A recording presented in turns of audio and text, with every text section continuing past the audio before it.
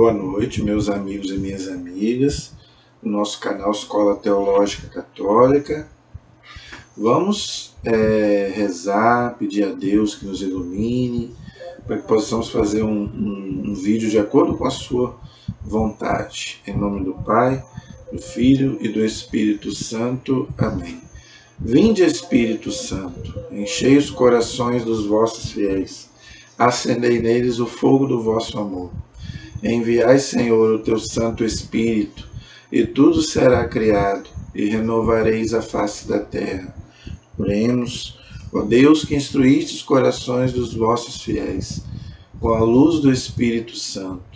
Fazei que apreciemos retamente todas as coisas, segundo o mesmo Espírito, e gozemos sempre da sua consolação. Por Cristo Senhor nosso. Amém. Pedindo a intercessão da Virgem Maria, que ela interceda por nós. Ave Maria, cheia de graça, o Senhor é convosco.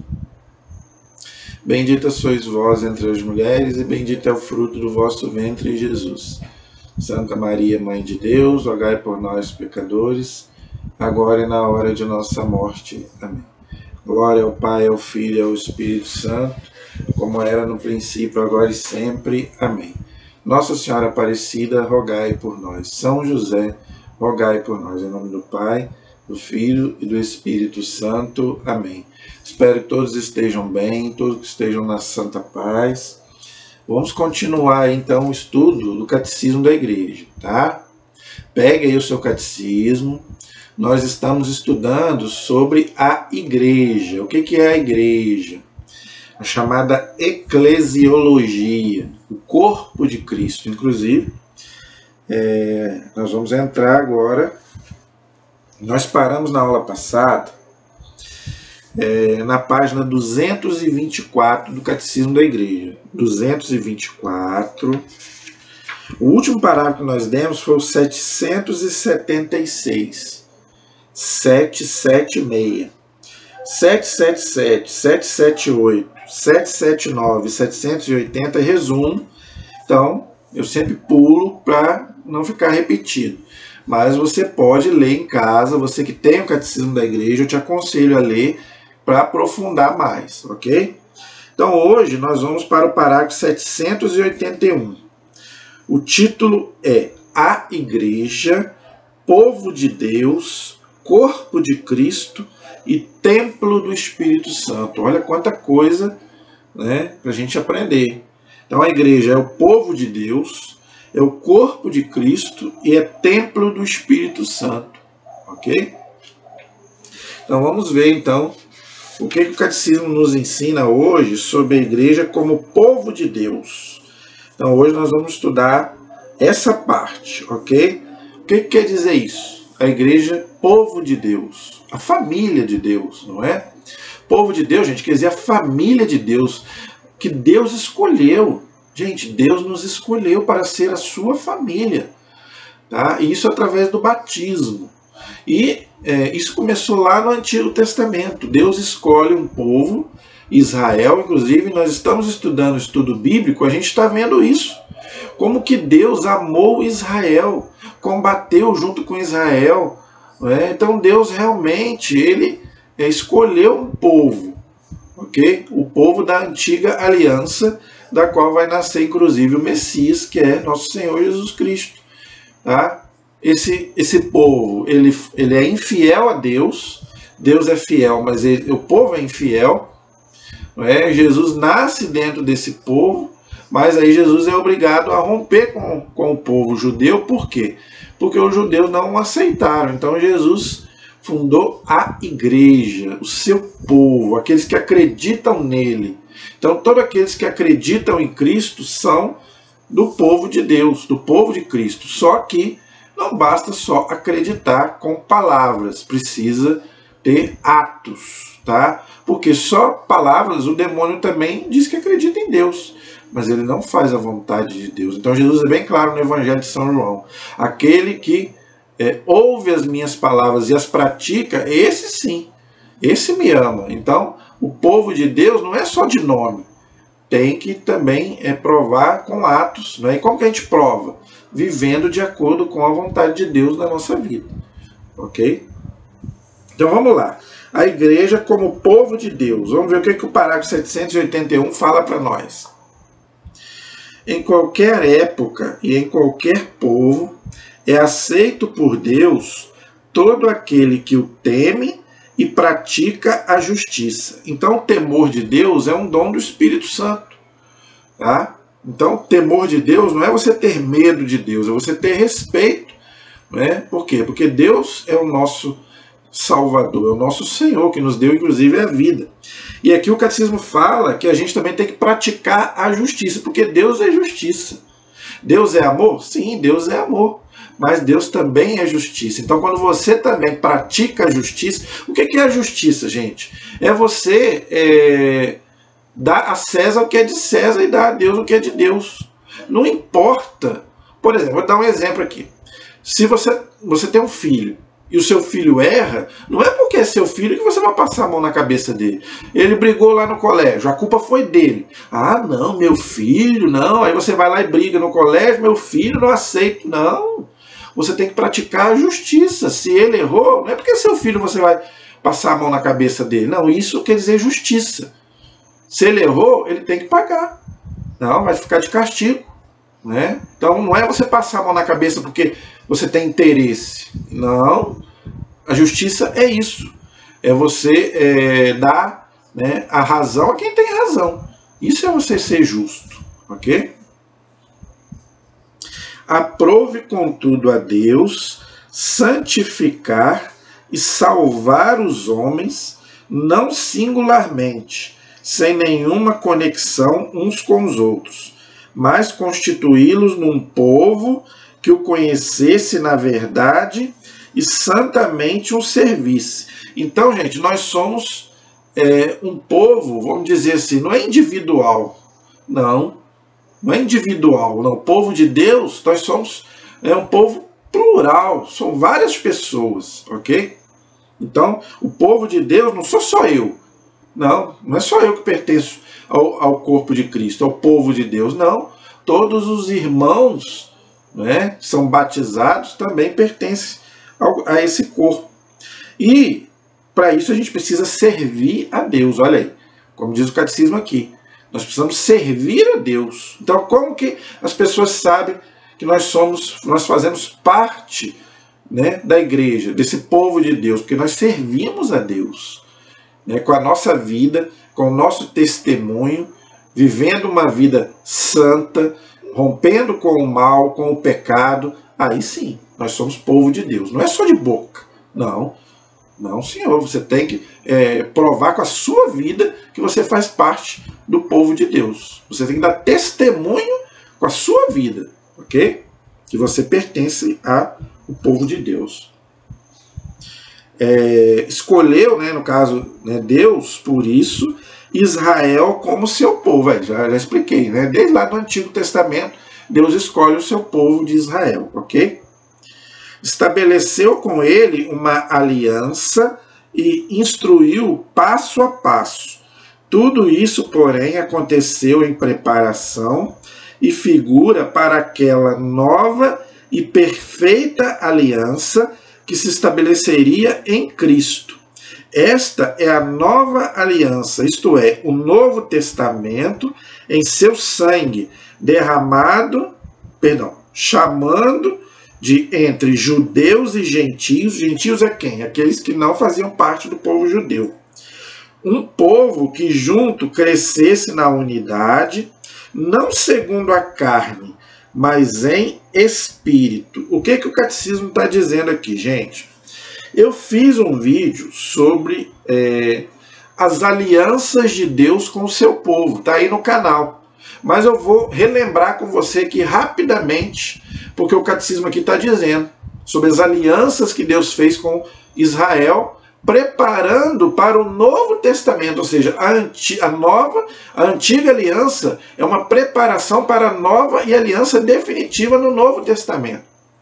Então, vou repetir aqui para quem às vezes não viu o vídeo que eu fiz sobre as alianças que Deus fez. Então eu vou colocar aqui rapidamente quais são essas alianças, tá? Rapidamente, só para você entender. Veja, primeiro, né, quando Deus criou o homem e a mulher, Deus fez uma aliança com Adão e Eva, né? No caso, vocês agora são o meu povo, então eu entrego tudo nas mãos de vocês. Eu entrego a criação, eu entrego os animais, as plantas, tanto que o homem dá nome a tudo. Tudo é o homem que dá, né? Tudo foi feito para o homem. Para o homem e para a mulher. Só você ler lá no Gênesis 1 e Gênesis 2. Tudo nesse mundo foi criado para o homem, Adão e Eva. Só que, infelizmente, eles pecaram, pecado original. Então, né, o homem se afastou de Deus. Então, não teve mais aquela comunhão com Deus. Tá? Deus teve que novamente procurar o homem, tá? Como ele procurou Adão. Adão se escondeu de Deus, está lá no Gênesis. Então, agora Deus novamente procura para fazer uma aliança novamente com o seu povo. Então, como desse povo vai nascer o Messias, o seu filho, então Deus procura novamente, né, fazer aliança com o homem. Tá? Então, a primeira aliança que Deus fez depois do pecado original foi com Noé. Está lá no Gênesis capítulo 8. Logo após ali o dilúvio, não é? Houve aquele dilúvio ali, 40 dias e 40 noites, a arca, Noé ali na arca. Então, quando Noé sai da arca, Deus faz uma aliança com Noé. E qual é o sinal? Sempre quando Deus faz uma aliança, ele dá um sinal. Qual é o sinal da aliança com Noé? O arco-íris. Tá lá no Gênesis capítulo 8. Então Deus fala, eu vou fazer uma aliança contigo, vou colocar meu arco no céu, nas nuvens, e quando você olhar para esse arco, você vai lembrar da aliança que eu fiz com você. Então a primeira aliança Deus fez com Noé, porque Noé era um homem justo. Então Noé era uma figura de Cristo e a arca era uma figura da igreja. E as águas do dilúvio eram uma figura do batismo. Então a primeira aliança de Deus foi com Noé. Tá? Aí depois, ao dilúvio, né, o pecado se alastra. Aí vem Torre de Babel, vem outras coisas, vem Sodoma e Gomorra. Aí Deus faz uma segunda aliança com o seu povo. Aí agora com Abraão. Deus muda o nome de Abraão. Ele se chamava Abrão, que significa pai elevado. Aí para Abraão, pai de uma multidão, porque Abraão é o pai do povo judeu e pai na fé de todos os povos. Inclusive, né, nós também somos filhos de Abraão, não é? Porque nós também temos fé em Jesus, fé em Deus. Então, Deus faz uma segunda aliança com Abraão.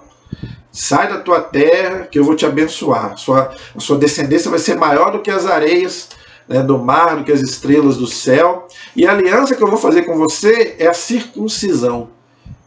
Tá lá no Gênesis capítulo 17. O sinal da minha aliança com você, Abraão, é a circuncisão. Você vai circuncidar todo o homem, né? Que a mulher não podia ser circuncidada, porque a circuncisão é você cortar um pedaço do pedaço da pele do pênis, não é?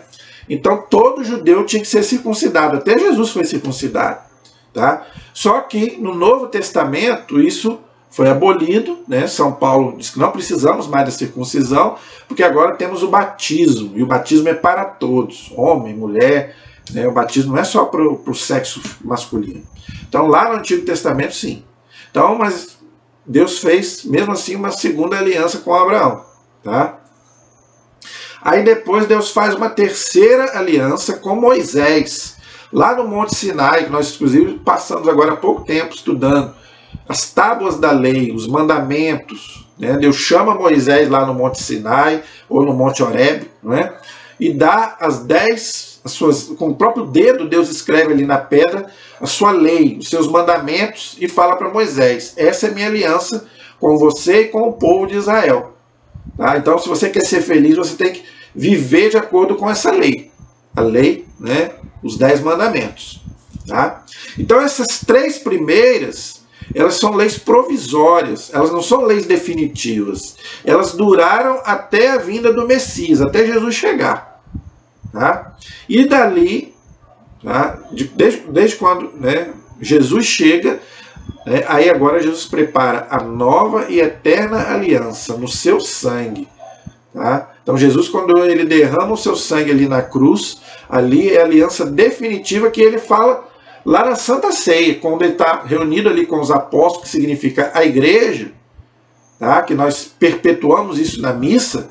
Então Jesus fala para os apóstolos, tá? Toda vez que vocês comerem deste pão, beberem deste vinho, vocês vão lembrar a aliança que eu fiz com toda a humanidade. Essa aliança é a nova e eterna aliança no meu sangue. Aí já não é mais uma aliança provisória, não.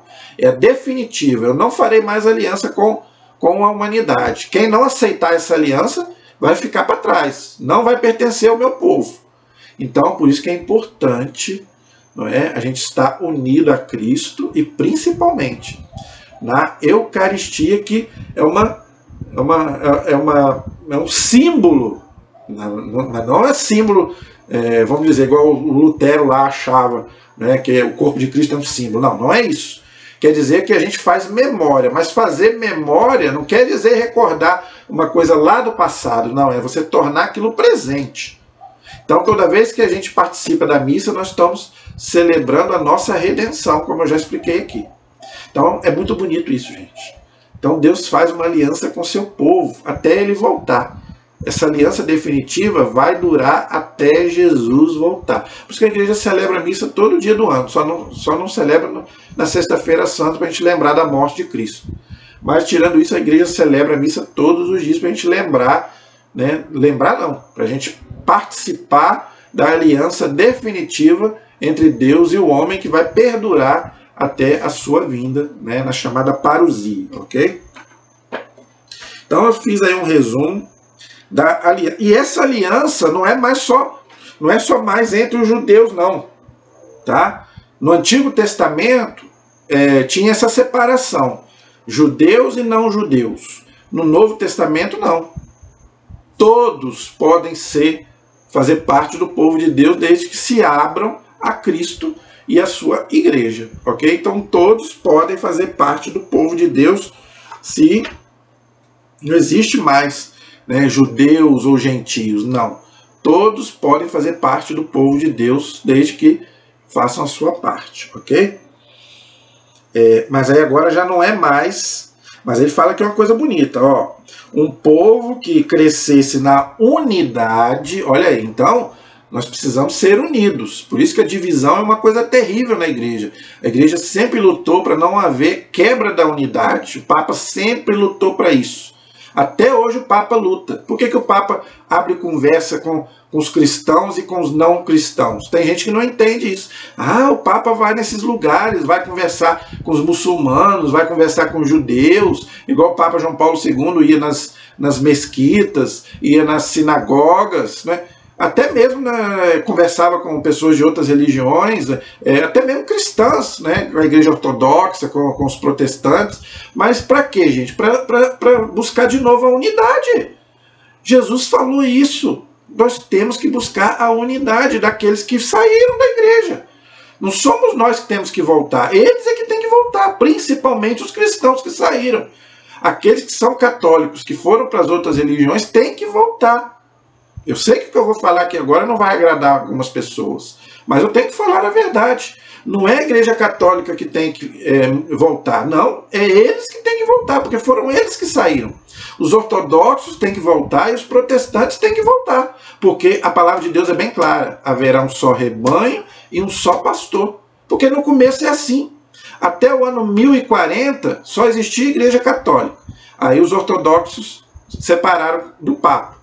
Né? O patriarca de Constantinopla, chamado Miguel Celulário, brigou com o Papa, rompeu com Roma e fundou não, né? E tem lá a igreja ortodoxa até hoje, que não obedece ao Papa, mas eles são católicos, mas eles não obedecem ao Papa, eles têm lá o chefe deles lá, o patriarca deles. Então a igreja sempre lutou muito para que os ortodoxos viessem novamente para a igreja católica. O Papa João Paulo II e o Papa Bento XVI, eles lutaram muito, né, para poder ver se eles voltam, porque os ortodoxos, gente, é mais fácil vir, porque eles são católicos, entendeu? Então a igreja sempre fez uma força muito grande para eles voltarem, mas isso ainda não aconteceu por causa de algumas...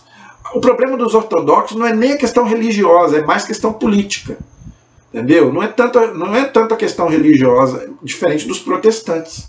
Os protestantes já é mais difícil. Por quê? Os protestantes eles se dividiram muito. São muitas denominações. Não é só no Brasil, não. No Brasil tem mais de 300 mil denominações, mas é no mundo todo. Eles se espalharam pela Europa, praticamente toda virou protestante, assim, lá, o pessoal da Inglaterra, da Alemanha, aquele povo lá praticamente todo virou protestante na época da Reforma. Né? Só ficou ali a Itália, Espanha, Portugal, né? Um pouquinho da França, que ficou católica, mas Holanda, aquele povo lá, Dinamarca, aquele povo todo virou protestante. Então é mais complicado, porque a questão dos protestantes já é mais doutrinária, não é igual aos ortodoxos. Os ortodoxos não. Os ortodoxos, a doutrina deles é praticamente a mesma nossa, tem pouca diferença dos ortodoxos, mas o protestantismo já é mais complicado. Mas o Papa também busca também um diálogo, né? Uma unidade maior, né, o que nós chamamos de ecumenismo, tá? A unidade entre os cristãos, que eles voltem, né? Por quê? Porque até 1517, gente, era só a Igreja Católica e os ortodoxos, depois veio os protestantes.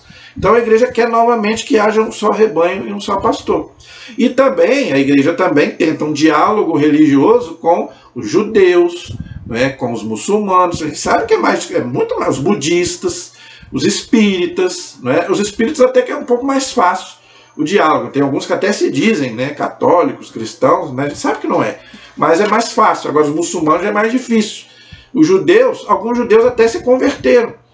Tá? Graças a Deus houveram judeus que se converteram nesses 2000 anos. Mas aquele povo de Israel lá ainda continua ainda fiel, ainda espera o Messias.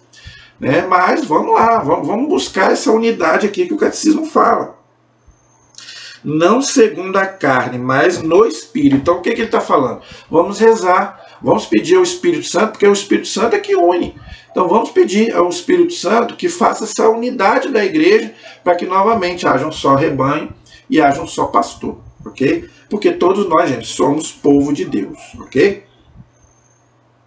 782. As características do povo de Deus. O povo de Deus tem características que o distinguem nitidamente de todos os agrupamentos religiosos, étnicos, políticos ou culturais da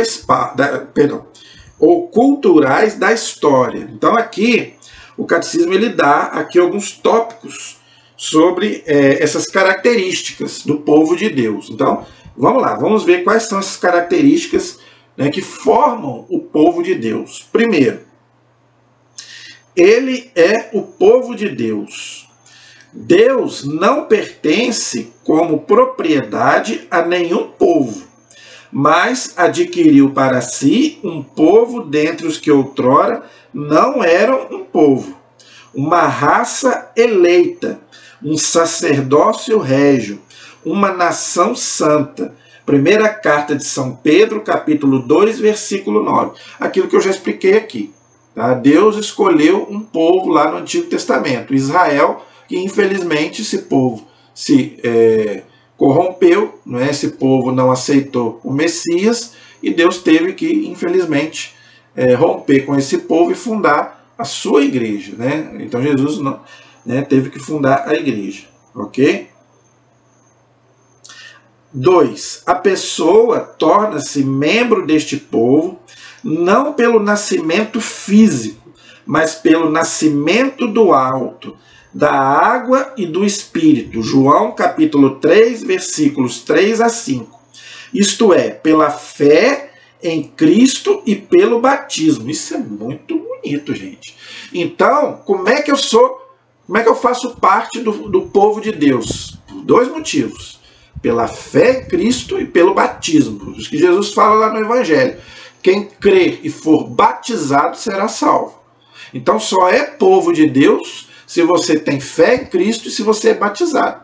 Precisa dessas duas condições. Ok? Por isso que a gente tem que batizar o mais rápido possível. Ok? E aqui diz bem claro também no Evangelho de São João, capítulo 3, versículos 3 a 5. Aquele que nasce da água e do Espírito, esse pertence ao povo de Deus, ok? Então isso é muito bonito, gente. É uma graça muito grande a gente pertencer ao povo de Deus, tá? Isso não é para qualquer um não, gente. Nós somos privilegiados, né, de fazermos parte do povo de Deus, ok? Graças à fé e ao nosso batismo. Por isso, gente, a igreja ensina isso. Se você puder, coloque a certidão do seu batismo, pega a certidão do seu batismo, vai lá na igreja, pega a certidão do seu batismo, faça uma xerox e coloque, né, na sua casa ali para todo mundo ver a sua certidão de batismo. Por quê? É a sua certidão de batismo que vai te levar para o céu. Não é a sua certidão de casamento, nem de nascimento, e muito menos os seus diplomas lá. Você pode ter uns 10 diplomas na sua casa, mas isso não vai te levar para o céu. Agora o batismo vai te levar para o céu. Ok? 3. Este povo tem por chefe, cabeça, Jesus Cristo, unigênito Messias.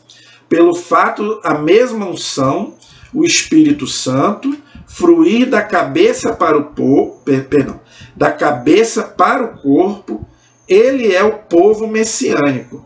Então, gente, a cabeça é Cristo. Cristo é a cabeça, ele é o Messias. Por isso que, infelizmente, Israel perdeu isso. Israel perdeu esse título de povo de Deus. Por quê? Porque não aceitou o Messias. Ok?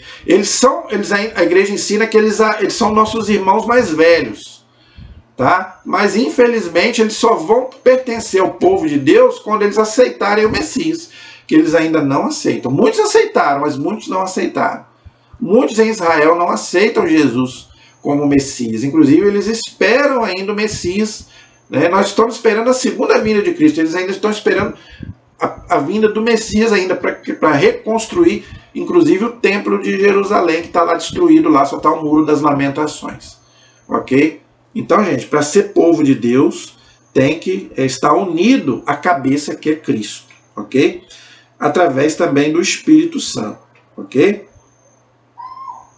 Outro, a condição deste povo é a dignidade da liberdade dos filhos de Deus nos corações deles, como em um templo reside o Espírito Santo. Então, nós temos liberdade, olha aí. Então, nós somos livres. Tá? Nós somos livres. Então, Deus não toca na nossa liberdade. É um dom do Espírito Santo. Agora, a gente também não pode abusar da nossa liberdade. Não é porque eu sou livre, eu posso fazer o que eu quero. Não. A liberdade, né, você não pode confundir liberdade com libertinagem. São Paulo diz, tudo me é permitido, mas nem tudo me convém. Então, você tem o Espírito Santo para quê? Para você saber... Eu tenho que fazer o quê? Fazer o bem e evitar o mal. Aí eu sou livre. Desde o momento que eu escolho o mal, escolho o pecado, eu já não estou sendo livre, eu já estou abusando da minha liberdade. Ok? Outra, sua lei é um mandamento novo de amar como Cristo mesmo nos amou. É a lei nova do Espírito Santo.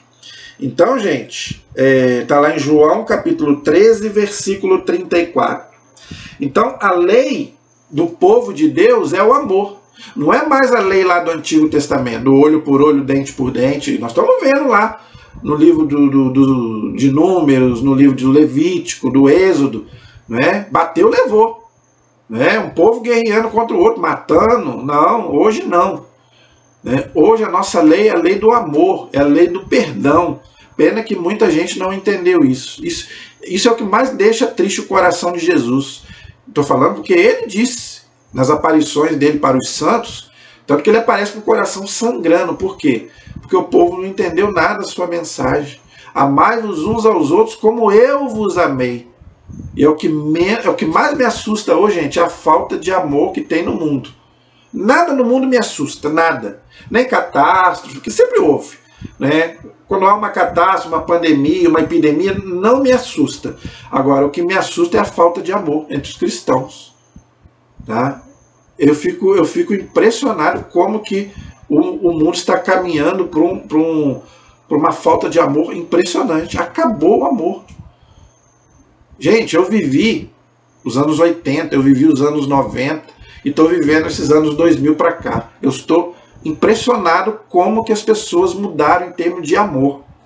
Quando eu era criança, as pessoas se amavam mais. Eu estou falando porque eu lembro da minha infância, né? Eu lembro como que a gente se amava, né? Agora hoje não, é cada um por si, Deus por todos. Não estou falando só lá fora, não. Estou falando dentro da igreja, estou falando dentro da família, não é?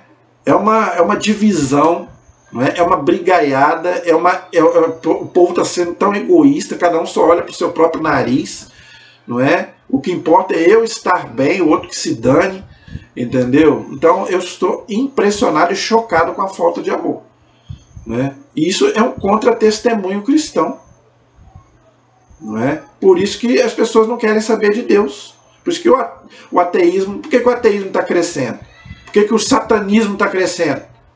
Por quê? Porque o amor está esfriando. E isso está na palavra de Deus. Quando Jesus estivesse voltando, o amor iria se esfriar. Infelizmente está acontecendo. Continuando aí. Sua missão é ser sal da terra e luz do mundo. Isso quem disse foi Jesus. Está lá em Mateus capítulo 5, versículo 13 a 16. Ele constitui para todo o gênero humano o mais forte germe, ou seja, semente de unidade, esperança e salvação. Unidade eu já falei, tá? Esperança e salvação. Então, gente, se a gente é o povo de Deus, nós temos que ter esperança. Nós temos que plantar a esperança no coração das pessoas. A esperança de um mundo melhor e a esperança da nossa salvação. Né? Tem pessoas, gente, que não acreditam mais no céu. Não. Tem pessoas, se você falar de céu hoje para as pessoas vão rir de você. Nós estamos tão presos nessa vida material aqui, que as pessoas não acreditam que nós temos uma vida depois da morte. Não, morreu, acabou. Eu vou viver minha vida aqui de qualquer jeito, porque morreu, acabou. As pessoas estão pensando assim hoje. Então, por quê? Porque falta o amor de Deus. Falta a gente plantar a esperança no coração das pessoas. Não. A vida tem jeito, né? O mundo tem jeito, né? Isso aqui é uma passagem, mas se a gente viver aqui de acordo com a vontade de Deus, tem uma recompensa para nós maravilhosa após a morte. A morte não é o fim. Já fiz um vídeo aí sobre isso no dia de finados, se você quiser assistir. Entendeu? Mas tem gente que não tem nem esperança mais. Por isso que se suicida. Por que o suicídio hoje está tão imóvel? Porque a pessoa não tem mais sentido para a vida. Por isso que a depressão hoje está nadando de braçada. Porque a pessoa não tem um sentido, uma meta. Por quê? Não sabe quem ela é. Não sabe que ela é um filho amado de Deus. Eu pertenço a Deus. Eu sou um povo escolhido. Eu faço parte desse povo de Deus escolhido. Não é? Finalmente, a sua meta é o reino de Deus, iniciado na terra por Deus mesmo, reino a ser estendido mais e mais, até que no fim dos tempos seja consumado por Deus. Eu já expliquei sobre isso nas aulas anteriores, tá? Então o reino de Deus, a igreja, ela está no mundo para quê? Para poder nos mostrar que o reino de Deus começa aqui, mas ele não se consuma aqui, porque aqui ainda tem o mal, aqui ainda tem o pecado. Então começa aqui, mas o reino de Deus, ele é escatológico, tá? Ele é lá depois da morte ou quando Jesus voltar. Mas para isso você tem que plantar aqui, para você colher depois. Você tem que viver aqui de acordo com a vontade de Deus para depois você plantar, né? Depois o que você colher aqui na sua vida, ok? Então a igreja também serve para isso, ok? Então esse é o parágrafo 782. O 783 diz assim: a igreja é um povo sacerdotal, profético e régio. O que quer dizer isso? Vamos ver. Jesus Cristo é aquele que o Pai ungiu com o Espírito Santo e que constituiu sacerdote, profeta e rei. Então Jesus, ele é sacerdote, ele é profeta e ele é o rei. 3 características aí de Jesus, né? Então Jesus, ele é o sacerdote, por quê? O sacerdote é aquele que oferece a Deus um sacrifício. E Jesus ofereceu o seu próprio sacrifício, sua própria vida para nos salvar.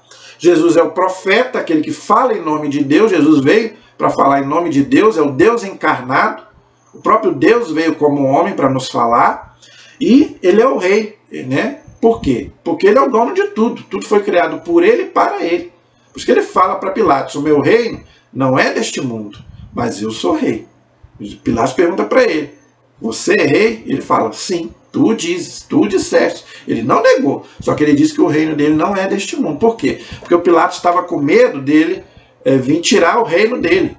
Pilatos estava com medo de Jesus vir tomar o trono dele, mas quando ele viu que Jesus não era desse mundo, o reino dele não era desse mundo, ele ficou tranquilo.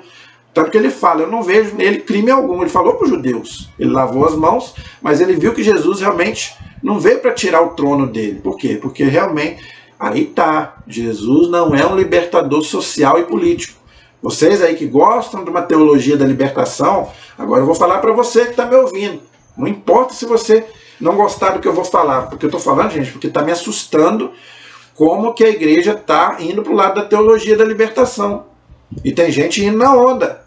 Esse povo aí que nega milagre, fala que Jesus não fez milagre, não é? Esse povo está indo para o lado da teologia da libertação aí. Jesus não é um libertador político social, não. Jesus foi bem claro, meu reino não é deste mundo. Jesus é o libertador do pecado, eu vim para tirar o pecado do mundo. Tá? A carta de São João é bem clara, Jesus se manifestou para destruir as obras do demônio, que é o pecado. Então Jesus não veio para a gente ser feliz aqui neste mundo e se organizar socialmente. Não, senhor. Nós temos que viver bem nesse mundo? Sim, mas isso não é a nossa meta. A nossa meta é o céu. O meu lugar é o céu, como diz a música. Nós somos cidadãos do céu, do alto, buscando as coisas do alto. Então esse povo aí da teologia da libertação está totalmente equivocado. Tá? Esse não é o Jesus da palavra de Deus, esse não é o Jesus, né, que veio a nós. Esse Jesus que o pessoal está querendo aí, gente, ele não salva e não liberta, não. Cuidado. Você que está aí na onda, cuidado, você que fica seguindo esse povo aí da teologia da libertação, né, esse povo aí da comunista aí, cuidado. Tá? Esse Jesus aí não salva e não liberta, não. Ok? Então, cuidado. O povo de Deus inteiro participa dessas três funções de Cristo e assume as responsabilidades de missão e de serviço que daí decorrem. O que o catecismo está dizendo? Então a igreja, ela participa também, por exemplo, do sacerdócio de Cristo. Por isso que nós temos os nossos sacerdotes. O único sacerdote é Cristo, mas, vamos dizer assim, o sacerdote que oferece em nome de Cristo o sacrifício na missa.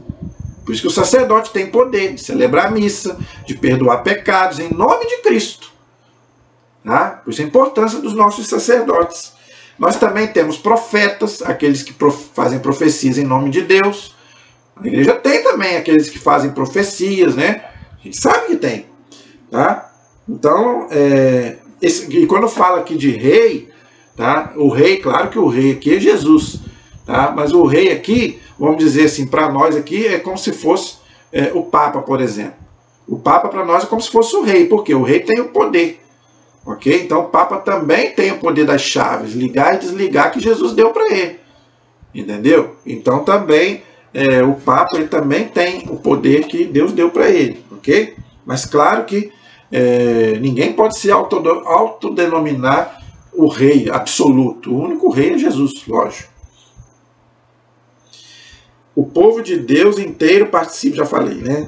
E assume as responsabilidades de missão e de serviço que daí decorre. Então a igreja, ela tem duas missões, né? Ser missionária e servir. Serviço. Ser missionário, gente, é você servir. É você pregar o evangelho, mas você também servir o povo de Deus.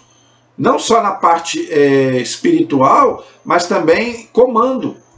Né? Então os nossos padres, né? Os nossos bispos, eles também eles nos comandam, eles que nos levam para o céu. Por quê? Através da sua pregação e também cuidando do povo de Deus, para que o povo de Deus não se perca. Né? Infelizmente, nem todos são fiéis a essa missão. Infelizmente. Esse é o parágrafo 783. O 784 diz assim: ao entrar no povo de Deus pela fé e pelo batismo, já expliquei, recebe-se participação na vocação única deste povo, em sua vocação sacerdotal. Cristo Senhor, pontífice quer dizer ponte, então por isso que ele é o mediador entre Deus e o homem, Jesus. É a ponte, aquele que liga o homem com Deus. Ok? Tomando dentre os homens, fez do novo povo um reino de sacerdotes para Deus Pai, pois os batizados pela regeneração e unção do Espírito Santo são consagrados para ser uma morada espiritual e sacerdócio santo.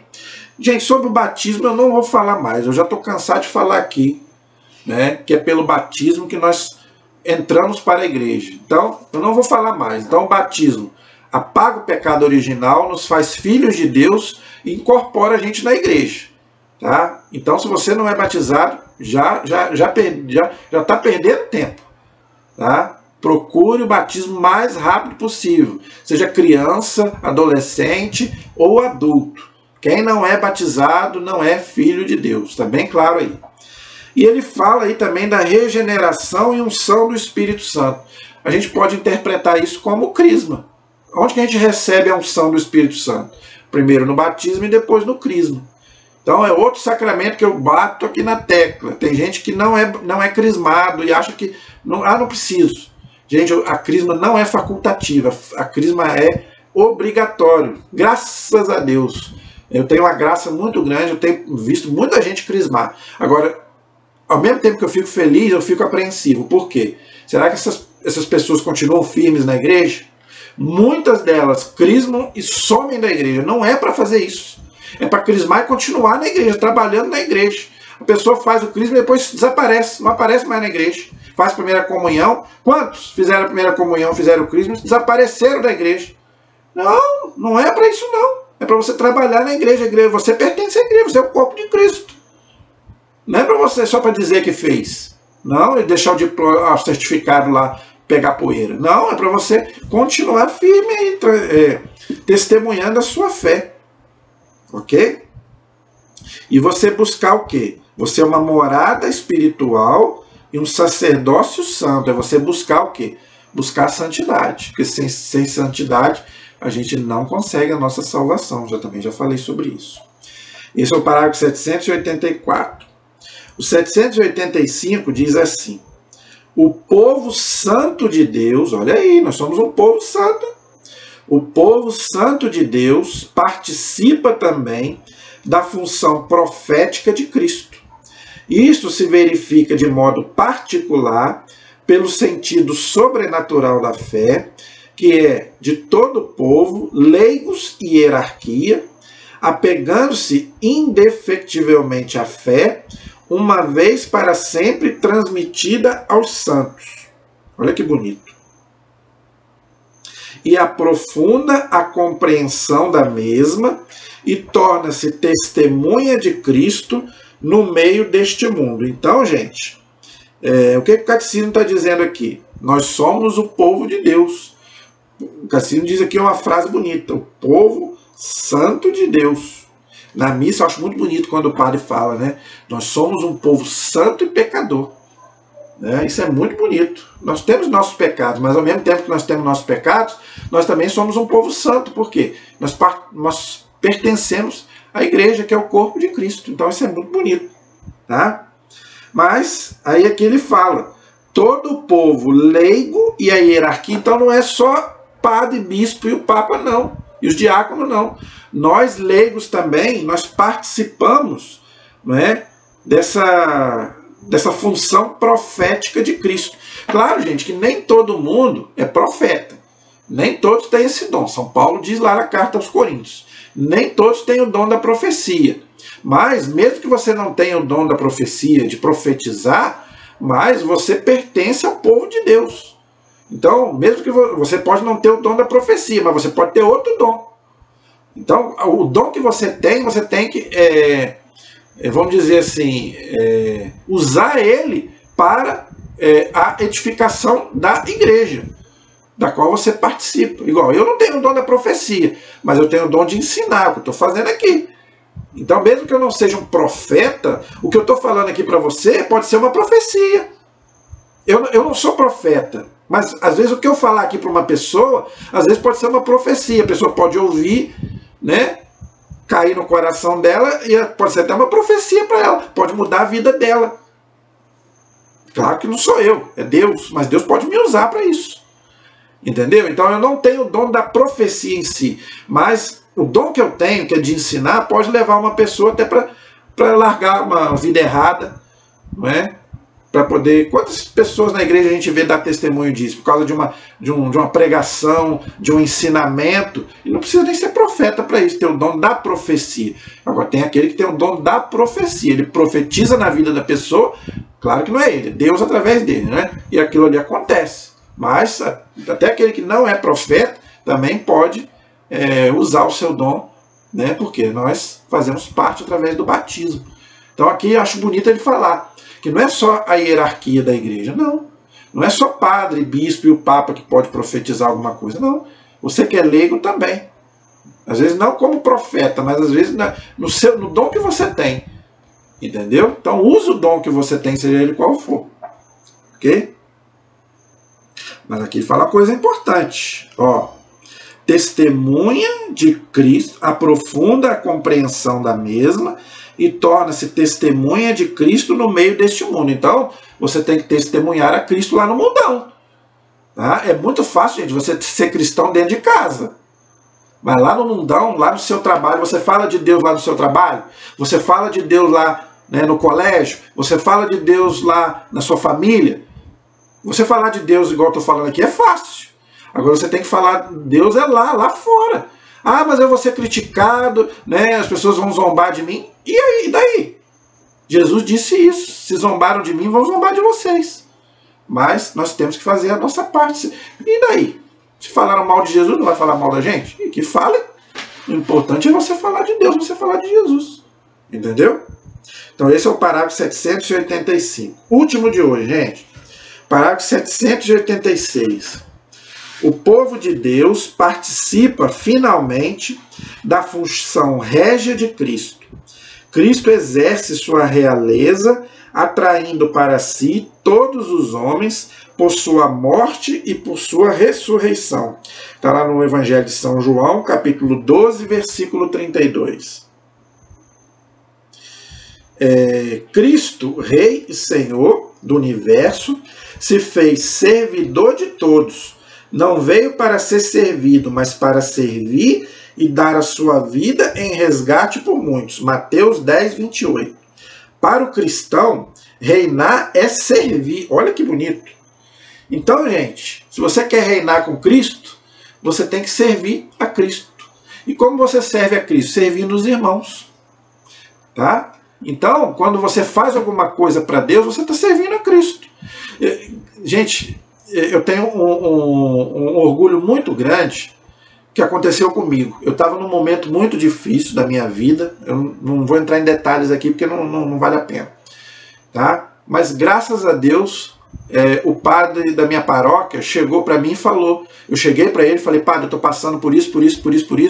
Né? O padre me acolheu, o padre conversou comigo e ele falou uma coisa para mim muito bonita. Eu quero que você me ajude aqui na minha paróquia, vai lá dar aula lá, eu quero que você me ajude lá dando aula lá pro Crisma. E eu fui lá ajudar, graças a Deus hoje estou ajudando o pessoal lá da Crisma, eu dou catequese de adulto e dou Crisma na minha paróquia.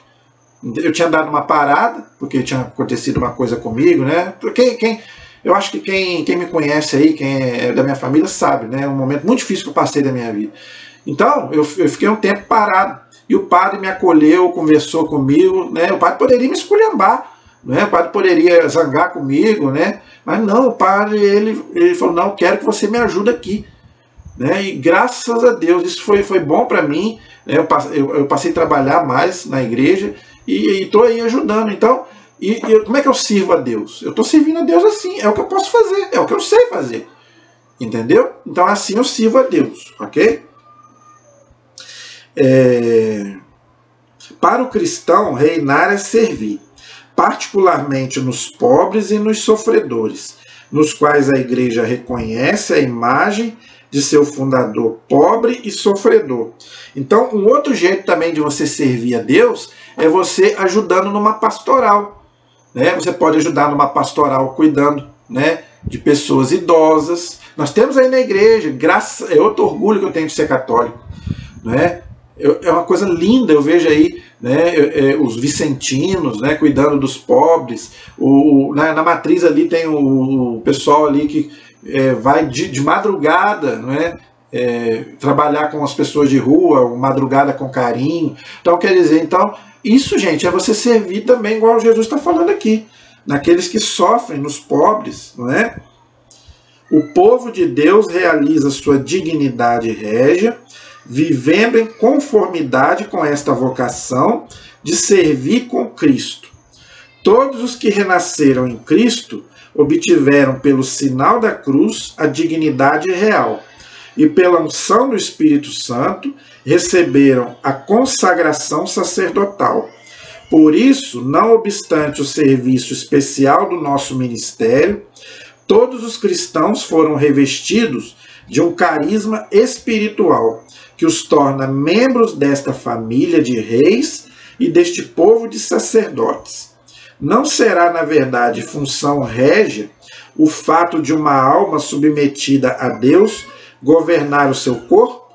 E não será função sacerdotal consagrar ao Senhor uma consciência pura e oferecer no altar do coração a hóstia imaculada de nossa piedade?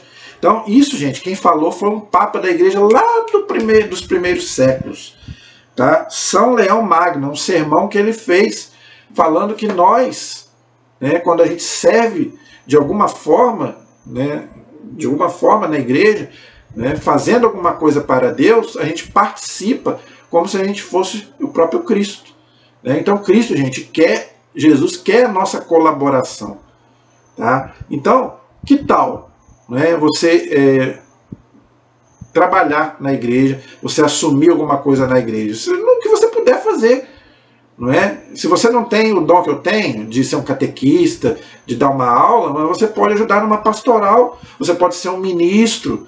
Gente, na igreja não tem aposentado, tá? A igreja tem lugar para todos trabalharem. Não vamos invejar também o outro, não. Se o outro está fazendo aquele trabalho, vamos dar força e vamos chamar mais gente para ajudar. Graças a Deus, a igreja tem muitas pastorais. Graças a Deus. Isso é um legado do Concílio Vaticano II. Graças a Deus. Muita gente aí também fica metendo a lenha no Concílio Vaticano II, mas é o Concílio Vaticano II que fez isso, abriu as portas para o leigo. Né? Que antes disso, né, o leigo não podia fazer esse tipo de coisa, não. Então, olha como é que a igreja confia na gente. Né? Então, aí, gente, eu parei no parágrafo 786. Na próxima aula, nós vamos continuar no parágrafo 787. A igreja, corpo de Cristo, tá bom? Então, nós vamos poder estudar um pouco o que quer dizer isso. A igreja como corpo de Cristo. Hoje nós estudamos a igreja como povo de Deus. Na próxima aula, nós vamos estudar a igreja como corpo de Cristo. O que significa isso? Tá bom? Continuo pedindo a você a sua inscrição, continuo pedindo a você que compartilhe os nossos vídeos, tá? Por favor, você comente nos nossos vídeos para que a gente possa crescer ainda mais aí e levar mais pessoas a conhecerem, né, esse Deus maravilhoso que nos ama. Amém? A nossa proteção está no nome do Senhor, que fez o céu e fez a terra. Estivemos e permaneceremos unidos em nome do Pai, do Filho e do Espírito Santo. Amém. Deus abençoe a todos. Até a próxima, se Deus quiser.